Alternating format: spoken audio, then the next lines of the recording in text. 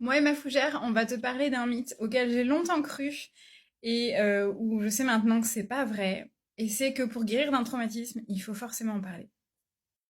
Alors, qu'on soit bien clair, c'est important d'en parler, c'est important d'aller porter plainte si tu te sens le courage, c'est important de faire toutes les démarches, c'est important de trouver du soutien et de mettre des mots sur ce qui s'est passé. C'est pas, mais c'est pas ça qui va te guérir et ça c'est quelque chose qu'on croit à tort. Ce qui peut même se passer, c'est que c'est l'inverse. C'est-à-dire que plus t'en parles et plus ça peut ouvrir ce souvenir, ça peut ouvrir un vortex même traumatique parfois.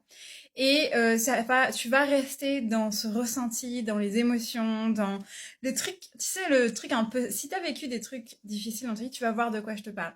Ça va être pesant, ça va être sale, l'énergie elle est lourde, ça peut être très difficile d'en parler, sauf si tu es en dissociation. Dans ces cas-là, tu vas être capable d'en parler sans rien ressentir. Et ça veut dire que le traumatisme est encore bien actif.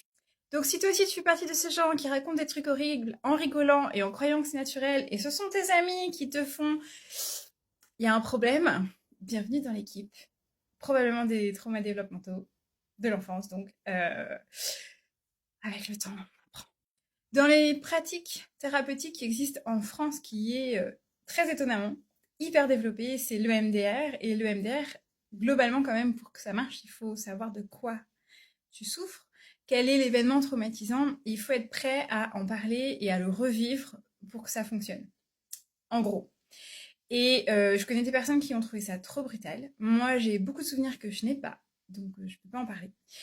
Et surtout, ce que j'avais envie de te partager, c'est qu'il y a une pratique qui s'appelle la somatic experiencing, qui est vachement moins connue en France, sans doute parce que c'est plus lent, c'est plus long, mais c'est efficace d'une autre façon.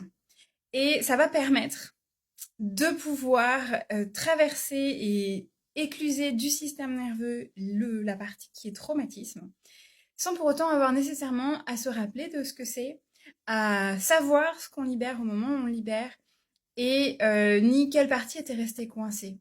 Et ça marche aussi bien pour un choc ponctuel où tu sais ce que c'est, que pour moi, tu vois, où j'ai eu une enfance quand même pas top, et un début de vie adulte pas simple non plus, parce que il faut bien l'avouer, quand ton enfance est pas top, t'as quand même la boussole qui t'indique pas le bon nord. Et franchement, après 3 ans de somatic experiencing, moi je sais que je reviendrai pas en arrière. C'est pas que j'ai pas envie de parler de ce qui m'est arrivé, mais c'est que tant que le traumatisme est vivant, j'ai pas envie d'en parler parce que je sais que ça ne va pas le résoudre.